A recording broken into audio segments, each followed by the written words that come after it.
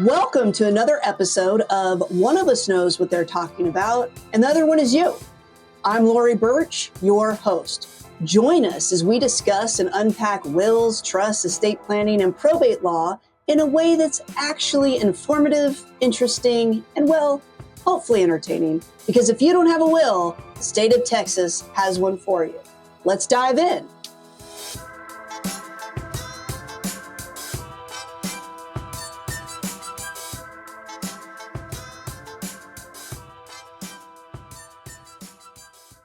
Yes, so really excited to have my new friend, and now Sarah, Sam, and Cynthia's new friend, Byron Walker, to meet with us. And so, just as a refresher, because I don't know if Cynthia and Sarah remember this, and Sam, this will mean less to you because you haven't interacted as much with Happy Box as we have, which, by the way, we need to have them as guests. But anyway, that's how I got introduced to Byron. And of course, they know how much us, our firm, that's how Sarah said it. We had this whole incident yesterday where do I call it my firm? Do I call it our firm? And they said the firm. And I'm like, I don't want to be the firm. Like if you read John Grisham. And so then Sarah said it in the most Burch Law way possible. She said, our firm? She said it as a question mark. And I think that's probably pretty accurate. Because our mantra around Burch Law is when in doubt, doubt. I mean, it's not mine. My mantra is the exact opposite of that. When in doubt, steamroll. When in doubt, do it anyway. But everybody else, we have very cautious, anxious, insecure. You can probably find any of those check marks there. But anyway, that's how we got introduced, some of our favorite people. And so they've known that I, whomever, our firm,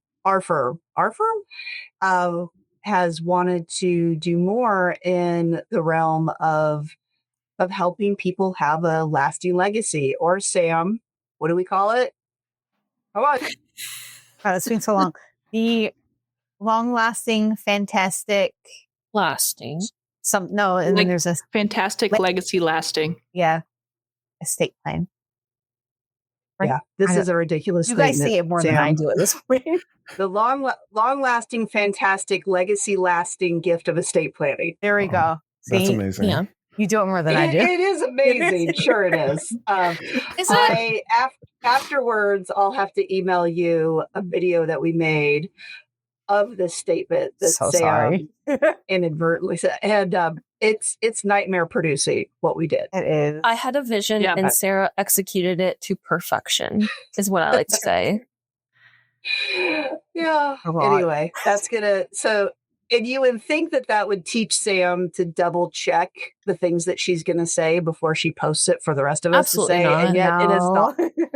It's not. No. The long-lasting, fantastic, legacy-lasting. Yes. Estate planning. But anyway, so Byron, if you would introduce yourself, tell us a little bit about your background, and really what brought us together is this app that you are developing. And I'm kind of surprised because apparently Sam and Sarah have put together some thoughtful and relevant questions to ask, and I don't know what's happened to them. Character growth. I didn't read I them. appreciate it. Yeah, growth. That's what it is. Wait, Sam, what do you got? You might have misread them. Yeah, listen, I'm just going to let Lori believe what she wants to believe, and then when we get there, I will apologize, Byron, on their behalf. Thoughtful is a stretch. I'm so sorry. Let me be careful. Like, this is way more work in research than you've ever done before. Yeah, they were there for a minute in Sarah's office. That's how low the bar is that this is thoughtful and relevant. But anyway, Byron, let's talk about you. Tell us about you. Yeah, sure thing. I'm Byron. I was born and raised here in Dallas, Texas. I'm, a father of two wonderful daughters and an amazing wife. And I've always had a passion for technology in general, even since I was as far back as I can remember, maybe like 6 or 7. So technology has always been my deal. I went to school for computer science and have since worked, I think, something like 17 years in the industry at this point. And so yeah, that's a little bit about me. I like to nerd out a bit, have fun. I'm into a lot of different things, music, and into development, like I mentioned. And I'm a retired power lifter. I just kind of dabble in a lot of different things. So, Wait, what? Yeah, yeah, yeah. And for my weight class, I competed in a drug tested international powerlifting championship and placed 4th for my weight division across the world. Nice. Wow. I know I don't look it though. You see these arms, like I like to catch everyone by surprise. There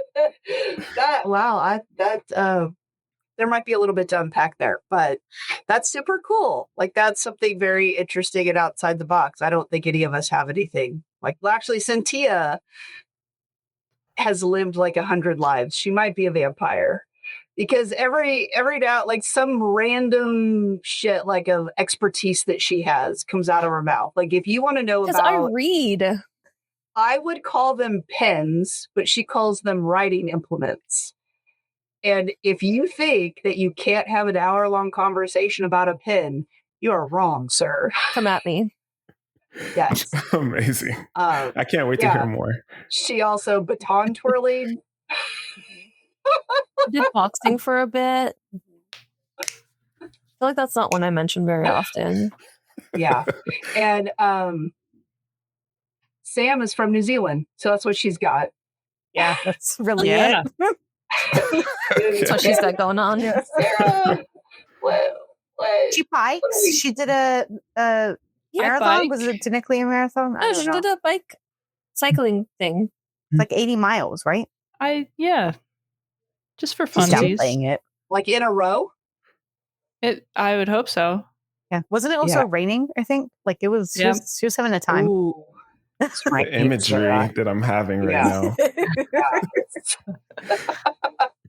Great. All right. So you are developing an app or have developed it called Kinnectd. I want to say it my way. Yeah. Kinnectd. Yes. But it's your app, so you can say it the way you want to say it. But I'm going to have to say Kinnectd. Anyway, tell us about this. Yeah. So this is an app that I decided to venture into creating. Really, the concept of the app came from a lot of feedback from friends and family. We are all, or most of us are all users of tools like Facebook, Instagram, Twitter, things of this nature. And as myself and my friends have all grown older and wiser, I've, them more so than me. I've been learning a lot about, safety concerns that folks have around the data and information that they put out there. So that's one of the pillars of Kinnectd is around privacy. But the second piece is around legacy. So we have tools that exist today, such as Ancestry.com or even things like 23andMe, right? Where you can kind of sort of piece together some of your ancestral data. And this is all great if you're just wanting to look back, but no one's really created a way for going forward. And so that's what Kinnectd does, is it creates a way in which you can connect with both the past and the future by leaving behind pieces for your future descendants to discover. Yeah. So there's so much there to look at. You showed me a little bit, took me for a little spin, as it were. But tell me what's this one thing that you call it? A quest? Is that? Yes. It's Yeah. quest. So a Yes. quest. Yes. This is so cool. I love this. Cynthia, you'll like this in your 100 years of living. Thank you. All right. So the core idea behind a quest, right, is it's just as it sounds, like there is a quest for someone. But this quest is coming from an ancestor of yours. So each of your ancestors can define something that they really feel strongly that their descendants should do or experience.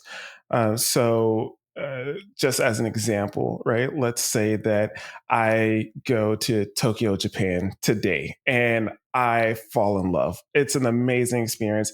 The food, the culture, the scenery, just everything. And I just feel so strongly that my kids should come visit Tokyo, Japan one day when they're older. I can define this as a quest. And only my descendants can see these quests, right? So it's not, my cousins won't see it, my aunts and uncles, whoever else, friends, they won't see it, right? Only my descendants. So that would be like my children, my grandchildren, and so on. They would see like, hey, my father, my grandfather really felt strongly that I should go try to have the similar experience that he had in Japan. And so, yeah, they can opt in to decide that that's something that they want to do.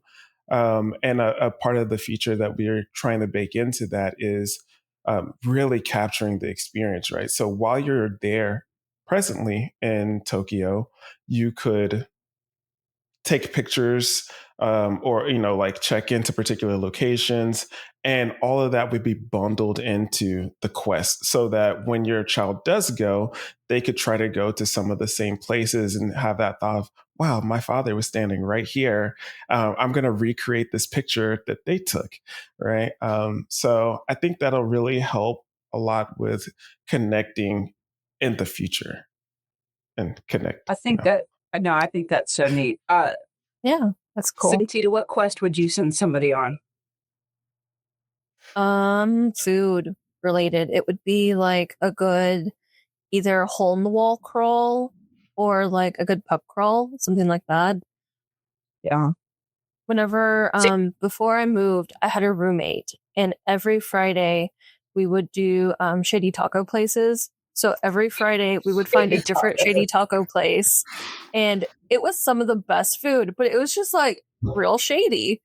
And we had a lot of fun. Like that's something that I feel like everyone should do. Like pick a type of food and then just look up for like shady places and go there to eat. Now that's a quest.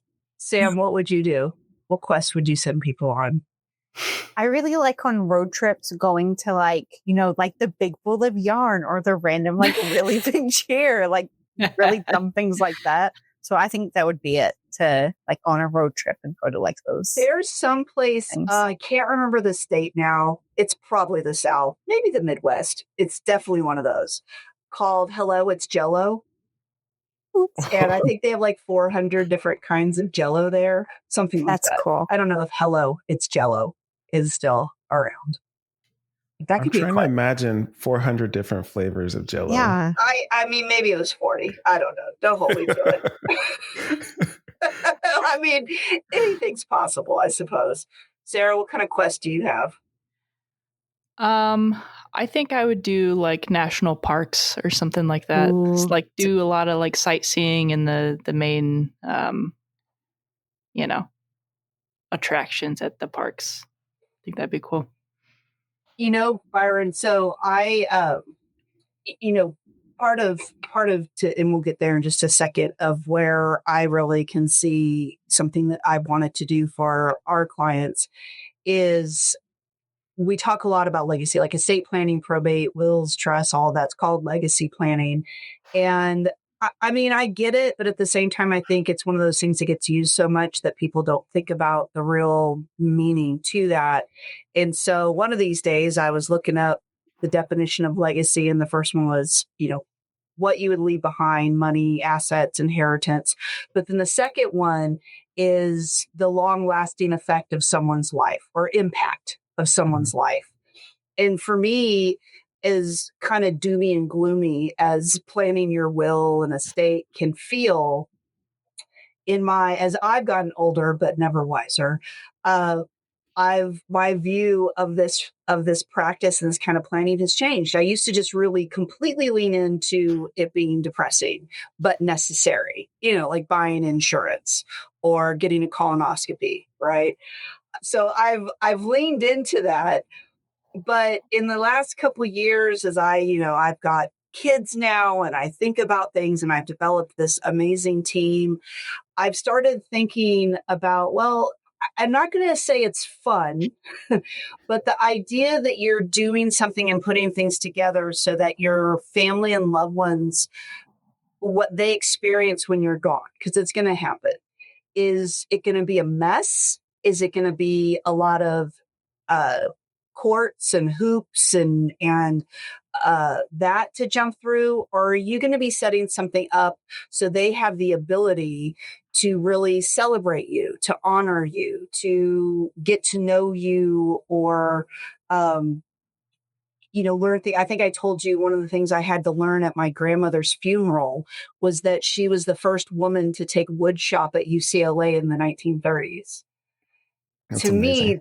me, that's so cool. And that blood is running through my veins. Like that's part of, what I've got in me and what my girls have in them.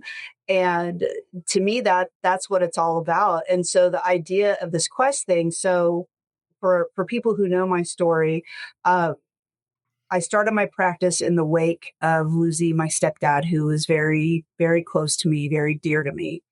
And it wasn't the reason I chose this type of practice, but it did put an interesting spin or thought as I encountered people going through things or contemplating things that my family was really experiencing. And so one of the things for him is that both my parents wanted to be cremated and have their ashes scattered on the island of Kauai. We spent a lot of time growing up going to Hawaii, all the different islands, but they really fell in love with Kauai. And they never imagined it would be happening so soon to one of them, but we did. He was cremated, and then there were 6 of us because blended family, all of that, total Brady Bunch style. We went to Kauai, spread the ashes, did all of that. And we've just had a family love of Hawaii. And a few years ago, I was able to take my wife and kids to Maui because we were able to get, and that actually my sister was married. We were able to go there. And then we actually spent Thanksgiving a couple years there. And then the Maui fires, Lahaina, which is just devastating. And so it just hasn't been a place where we've gone back to. So this year I was able to exchange some points out to go to Kauai. And so I'm getting to share with them this island that is just so special and so spiritual. And so this has got to be a quest, right? Like I was looking at, because I haven't been there in probably 10 years or so. So I was looking at places. Some things are, Puka Dog's still open, but, Kalapaki Beach Hut has closed. And, I'm looking up all of this stuff and kind of reliving some of the experiences that I had with them and that were important to them. So this is like one of those quests, right? Definitely. This is so I need to make sure I've got the app. This is July that we're going, that I've got the Yes. app and that I'm like documenting this stuff, because one of the things I really love about the app that you said, and that's why I feel like I really want to get people on it, is it's so much easier to document and share things in real time. Rather than, and oh gosh, I think I can make an analogy that it's so much easier to get your estate planning done when you're younger and not on the, when death is not at your doorstep. Not at real time. Right, in real time.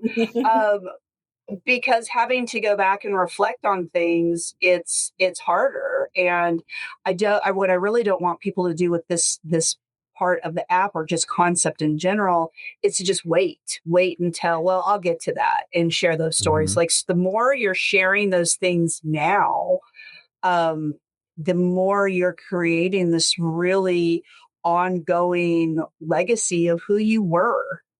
Right.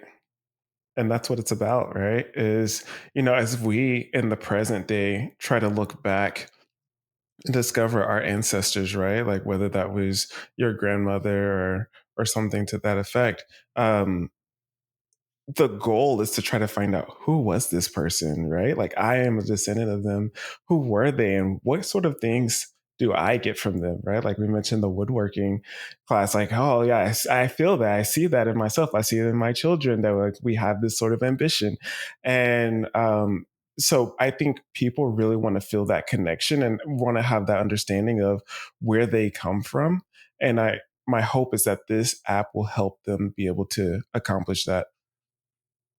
Right. And so part of what the big part that I've wanted to do is to create sort of these, it can be written, but I think video journals are cooler concept, but whatever somebody wants to do, and they can come up with their own like life lessons or, biographical things they want to share.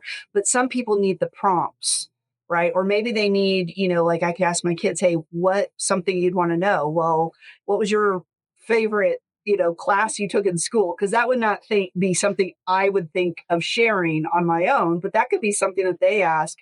So how can that be part of the app, where there's either something where whether it's pre-created, like here's a question, record yourself answering that question, or if you just have your own message, like the biggest lesson I learned in life, or if I wanted the top 10 things I want my kids to know about me, or life lessons, like that sort of thing. Like, how can that, because that's what I've been talking to Happy Box about. And that's where they were like, when they were talking to you, they're like, oh, you two got me. Yeah, and that's exactly the kind of thing that we want to bake into the app, right? So we've discussed a lot about Quest, but another feature in this application is called Stories. And Stories is where you have that space to sort of talk about, here's what has happened in my life. And the hope is to move that more towards real time rather than, like you mentioned before, going all the way back, trying to remember. I can barely remember what I did yesterday or the day before. So if you give me a book like 30 years from now, ask me what was I doing, I'm going to be like, I think maybe I was doing this. I have no idea. So yeah, the goal is to try to capture more of that stuff real time, and we will have those prompts that that can offer you assistance. But we also want to give people the creative freedom to say, like, this is what I want to talk about. This is what I want to make sure that my descendants hear from me. Now, can you do something where it's like Duolingo, which all of us, by the way, engage in, where this owl is going to stalk you until you do your lesson? Oh my gosh. What kind of notification system can you set up on this, where it's like, this is you can set your own goals and stuff, but we all know these apps where you can put in notifications, but I don't think anybody hunts you down like the Duolingo owl does. And it's such emotional manipulation to their messages. Yeah, it's brilliant. I love it. I'm here for it. Another thing with Duolingo, I have all my notifications turned on. It's the fact that I have the widget like on my home screen. So when I open it, I see the red, or at night, it's like time's almost up, or just the whole, I don't know if, Lori, if you were doing it whenever it would do like the series of paintings. So it did like the Scream. It did like a couple of others. No. You used to screenshot them daily. And I used to screenshot them daily when they were wild. It also has like a live widget like on your notification screen when you like turn on your phone and don't unlock it, with a countdown. If you haven't done that. And then you connect with other friends, and then you can nudge them, right? And so then it's not only the owl that's shaming you, but it's your friends. And just the sheer guilt that you feel with it's totally cool to blow off our friend streak. No big deal, especially if it's Lily. I mean, she's so vicious. But anyway, we don't have to get into Duolingo characters, but that might be a good episode. So we'll put a pin in that, right, Sarah? She got animated for a second. So what kind of notifications are built into the app? Yeah, so right now we only have discussed the idea of something called snapshots, which is still a name that is in the works right now. We don't know if that's where we're going to land at exactly. But what Snapshots does is it's a more frequent check-in with what are you doing in your life right now. I know that sounds super stalkerish, right? No, I like it. Right? But it's more of a prompt that's like, hey, you expressed interest in reading. What books are you reading right now? Do you like that book, or is it, pretty bad? What movies or TV shows? What sort of activities are you traveling? What are you doing? So we're trying to really get a sense of who you are. And what's going to be cool about Snapshots is that they're going to feed into something which is going to be known as your timeline, right? So we can see the evolution of you over time, right? So when you had this app, let's say we had it, right? And you were in middle school, it asked you, hey, what songs are you listening to right now? It's probably a lot of like Backstreet Boys and Sync or something like that, right? And then, you fast forward to today and it's a whole different genre. Are you referring to me or the rest of them? Because if you think middle school was Backstreet Boys and NSYNC for me, I love you. Yes. Yeah. I don't think that was even for Sam and Sarah, was it? I was Jonas Brothers all the way, man. Where do we sign up? Do you need any acceptors? Anyway, not to derail you, but yes, proceed. No, yeah. So that's the concept there, right? Is eventually we want to create this timeline of who you are, right? So we can see how you've evolved over time and really get a true sense of what you were about, right? And I think that you as the individual that is viewing your timeline is going to find that valuable, but I also believe that your descendants will find that valuable, right? As you look back and say like, okay, yeah, grandpa didn't really have it all together until he was 40, right? And so I feel a little bit better and I feel like I can blame him for this, right? So yeah, that's the goal there is to have those snapshots, but we haven't fully tuned in, how much is too much, right? Like Duolingo, they're amazing. I don't know how they pull it off. They're amazing. It's the guilt. Yeah, it's the guilt. Yeah, for sure. I'm going to sidetrack for a second. So Duolingo is the first app that I've ever seen where the app icon can change dynamically, right? That's what gets me. It's not the notifications. All that's off. Yeah.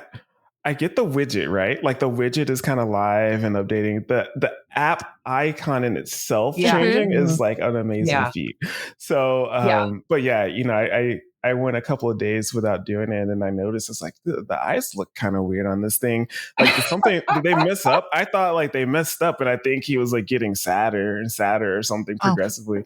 And then he got angry, and I was like, now I feel like I need to log in. It's a very emotionally abusive relationship. I just need them to know, and they know it. Duolingo. Oh yeah, that's their whole social media is that they just capitalize on that. We'll take some family passes if you're offering them Duolingo.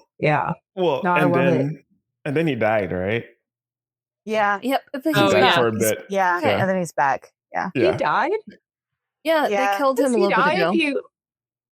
Oh my God. No, it was like a whole social media campaign that they did. He was hit by a cyber truck. Oh my gosh. And it caught on fire. And then like the World Health Organization was tweeting about it. Dua Lipa was tweeting about like it was a whole thing. Everybody was getting in on it. Like, oh no, Duo. How has this owl gotten this sort of notoriety? Hold on. Do you not know about TikTok, the latest collab that Duo did with Scrub Daddy? I haven't there was a video that they did, and there's like Duo for some reason gives birth to a bunch of little dual-shaped scrub daddies. It was disturbing, and I had to show Sarah. It was disturbing. Yeah, I had to share that with somebody, and Sarah was the only one in the room. All right, so Byron, back on track. I am married. I have 4 daughters that range from age 20. Well, they don't range this. They are this 20, 14, 6, and 2. How would I use this app? Maybe not how it's currently, but like, what's the vision of how like I would use this? Yeah, so I think in the way that most people hope to use Facebook today, right? Like a lot of people that I've spoken with To have get in said, arguments with strangers and to no, post cat no, videos. no, right? Exactly the opposite of that, right? So a lot of people Family say, well, members. I This is only going to stay get on. Strangers. arguments with your family. Right, right. Family. Yeah, exactly. Yeah, keep it in the family, right? No, just kidding. Just kidding. Just kidding. Um, so yeah, a lot of people that I speak with today, they say, well, I primarily stay active on Facebook because I want to check in on how my family's doing and I want to share about what my family's doing. So a lot of people I feel are more drawn towards being collaborative and sharing stuff about what's happening in their family. But then you also have the public there, you have your friends there, you have the random people that you met one time at a party 10 years ago that somehow you ended up Facebook friends with, right? I'm So that person for a lot of yeah. people. Like, how did you get here? Right? Yeah, oh, remember you added me at that party. Well, so Lori has to delete people to be able to add anybody new. The cap is 5,000, and I don't want to change it to a public figure page or anything like that. And so if I meet someone like, oh, let me friend you on Facebook, I'm like, oh, let me go through my list and find somebody to remove as a friend and make some space. Someone's not making the cut. Yeah. Well, and then there's people who've passed away that I feel also, and they don't do the thing on Facebook where you can do the legacy account or whatever. Mm-hmm. And it feels really bad to unfriend a person who's passed, but at the same time, I got to make space somewhere. Where's that? Yeah. I got to stay under the cap. They're not posting anything new. So would it be something then, if we're using that as kind of our model of the concept, would it be something that my kids would also have their own accounts and we're all just exchanging that information? That's the hope, right? So right now we're thinking through things related to safety and privacy, right? And yeah, we're trying to find that perfect line of what is the minimum age that we should allow someone to create their own account. So the concept that we have right now is maybe 13 to 16, somewhere in there. You can have your own independent account. But prior to that, we're exploring some ways of, Lori, maybe you could create an account that is the decision maker for your 2-year-old's account, right? And so that way they're not missing out on being tagged in photos and things of that nature, because that's an important part of things captured about them. So let's say that, your 20-year-old takes a picture of them and wants to tag them in it. And then that way, when they turn, 16, they're like, oh, wow, I have this picture of me from when I was 2 that I never would have come across. And so we want to create a way in which you can transition that account and say, this is a parent controlled account, and now this person's of age, they're going to set up their own credentials and take over the account going forward. Yeah, no, I think that's cool. Right now, so the 6-year-old has an iPad, and then of course everybody else has a phone, and so we actually have a text chat, and it's called Herd of Turtles. And I'm only going to share this with you because it does have to do with legacy. Because when we would get in the car ready to leave when I was younger, this is my father. It's not my stepfather that I was talking about earlier, but my father. He'd always say, and we're off, like a herd of turtles. And so I've got all my kids saying that when we get in the car, and I'll say, and we're off. And all of them say, like a herd of turtles. So the 20-year-old, and she probably set this up 3 or 4 years ago, titled it Herd of Turtles. Not for some reason, the 3 of you will know why, but the picture she created is a turtle, but with Taylor Swift's head. Anyway, and now Poppy, the almost 3-year-old, is going to get her very first iPad this week sometime, so she can be added to this. But what I'm thinking is, unless you're Cynthia or Kimberly, that text thread is going to go away. People are going to delete it. It's just not going to be. Cynthia never deletes it. Don't. But this would be a way to kind of archive and document some of these silly pictures and stuff, and that we're exchanging. Yeah. And honestly, when you look at the platform, the whole thing kind of bakes in this content discovery, right, aspect. So we have some products out there that exist today. One that I've looked into a little bit is called Storyworth, for instance, where it says, "Hey, send all of these prompts to your grandmother and have her fill in all these answers, and then we'll convert that into a book, a physical, tangible book, which is so cool to be able to hold and feel and look at and see, grandma's story." However, as time continues to go on, things start to get a little bit more complicated with grandma's story being able to be discoverable, right? So, suppose grandma had 5 children. Who gets to inherit that book? It's just one book. Who gets to get it? And then, suppose we're getting into dealing with the great grandchildren or great great grandchildren. At that point, are they still interested in the actual physical, tangible book? Is it still in good condition to where it can be read, or did it end up in an attic, in a box in the attic somewhere, or accidentally tossed out somehow? So one of the things that Kinnectd offers you is the ability to centralize the discovery of all those things, right? Your story is within a platform in which all the people are already connected. And so you can just traverse upwards of your family tree and find those relevant artifacts. Yeah, that's so cool. So where are we in the launch of this? Like, what are the next steps? And then, of course, like any good platform, it'll continue to be tweaked and updated and it'll Yes. evolve. But where Yeah. are you from the point of launching this where people can actually start using it?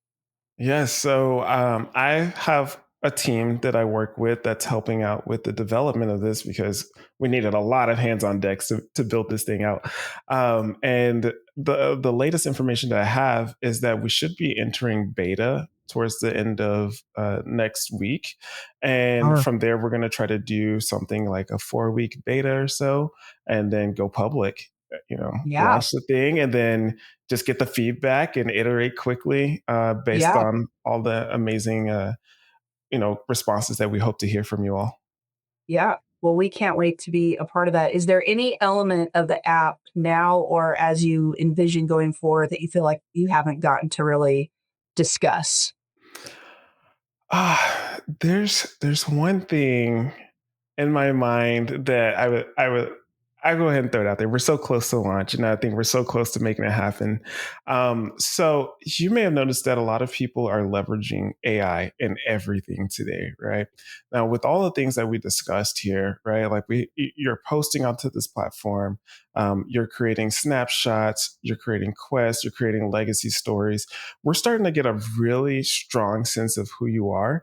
And one of the things that I just would love to be able to do with this platform is to leverage AI to create your biography, right? So this is, and it updates in near real time, right? So the moment that you change something on our platform, we regenerate your biography and it's there available for you and your descendants to read.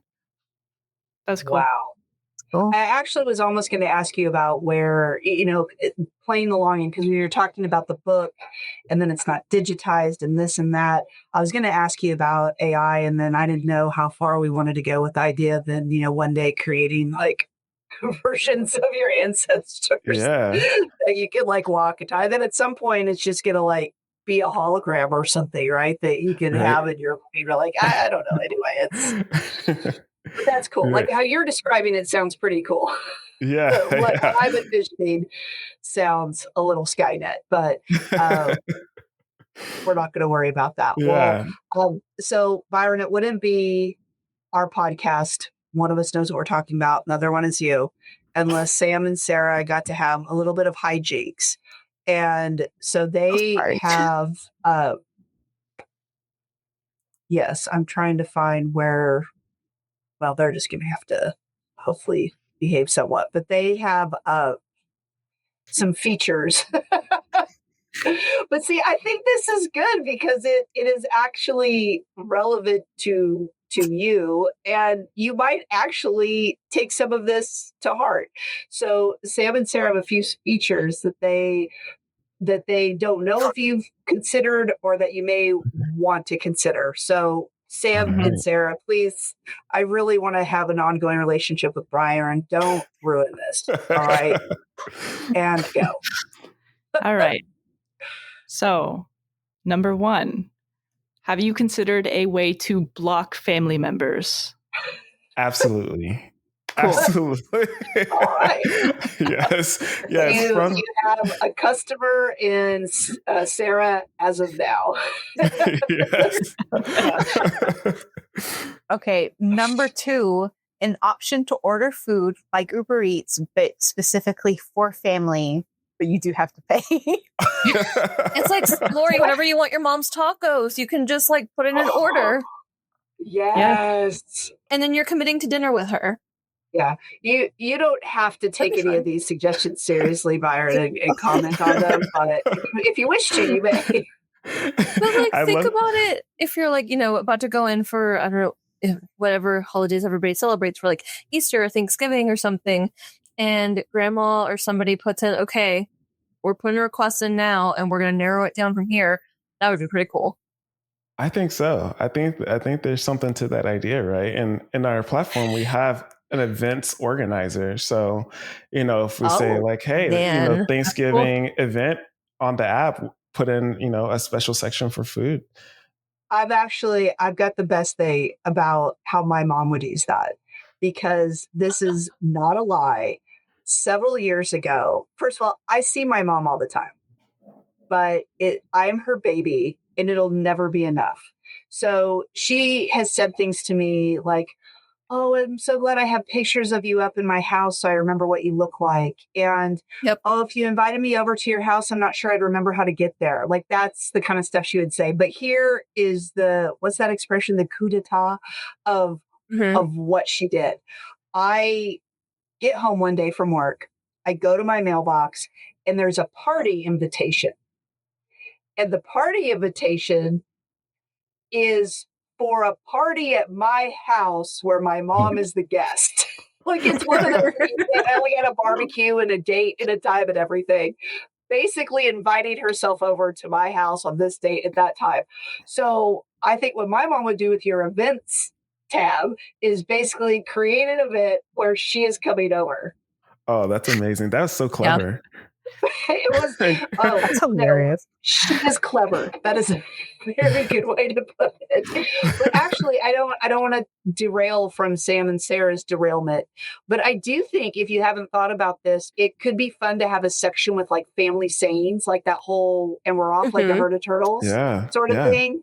Because if I want my parents to have any sort of legacy, it's like all the ridiculous things that they've said. My two biological parents, my mom and I'm only saying it that way because I was talking about my stepdad, who I was very close to.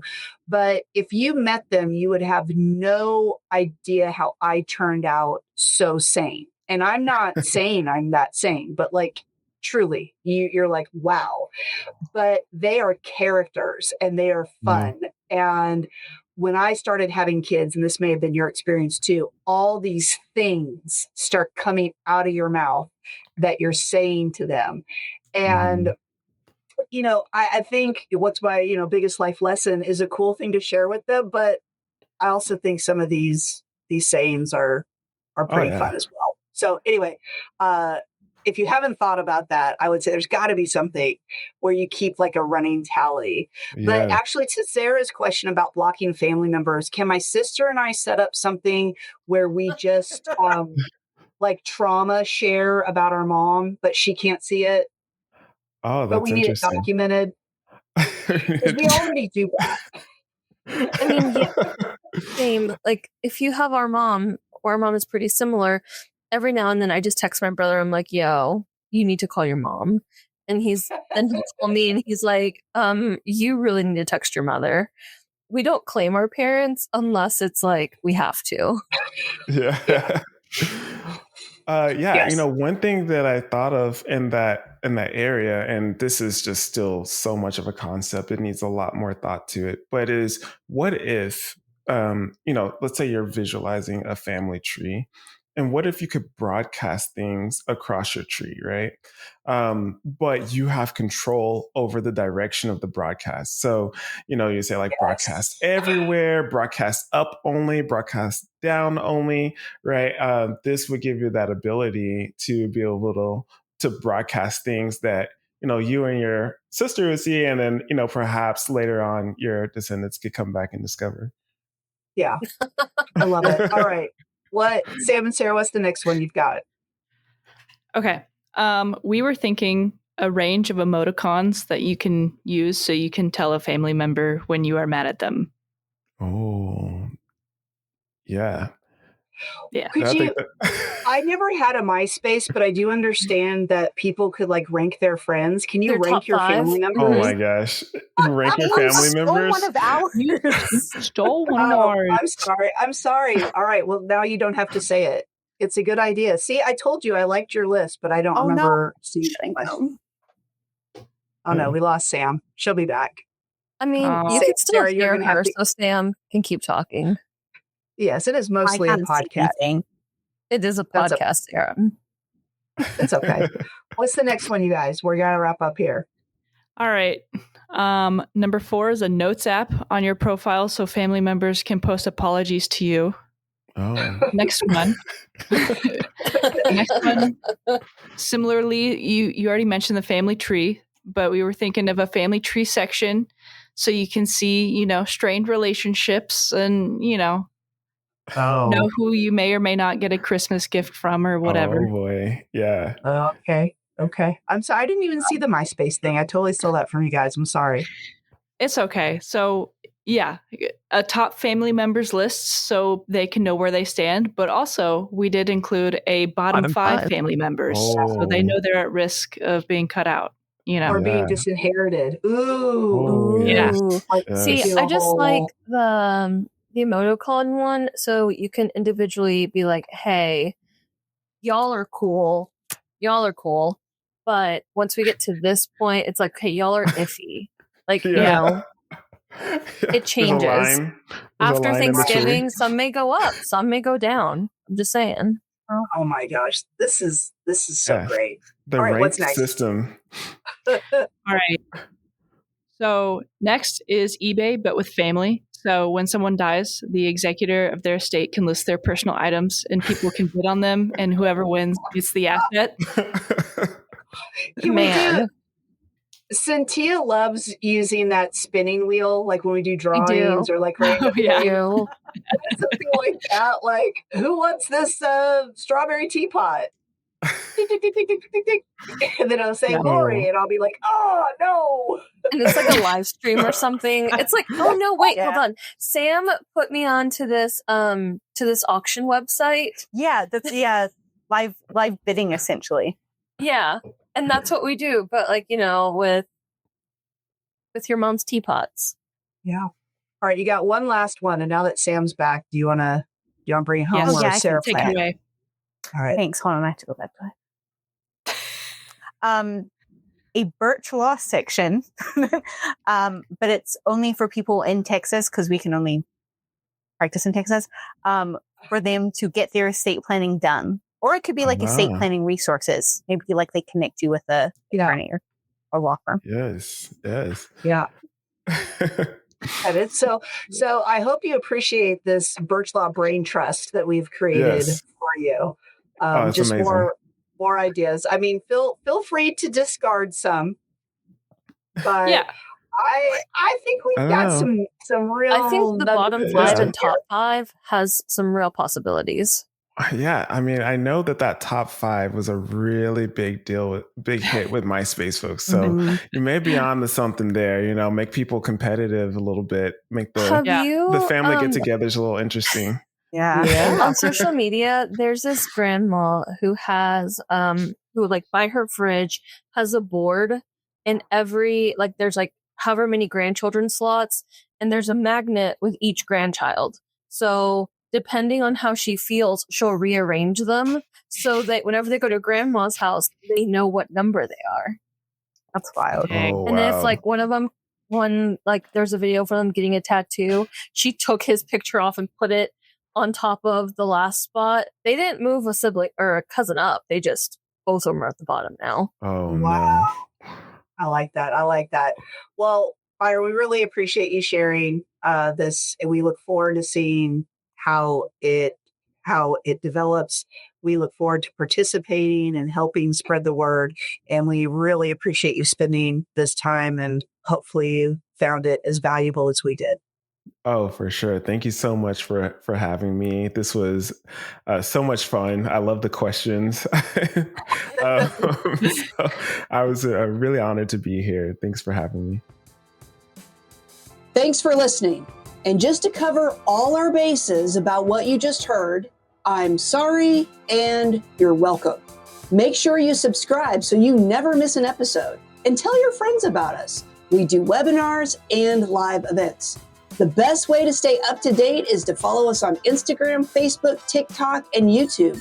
Links are in the show notes. If there's a topic you'd like us to cover, maybe you have a question you'd like us to answer, or maybe you just want to say hi, hit the link in the show notes or go to burch-law.com/podcast and fill out the contact form.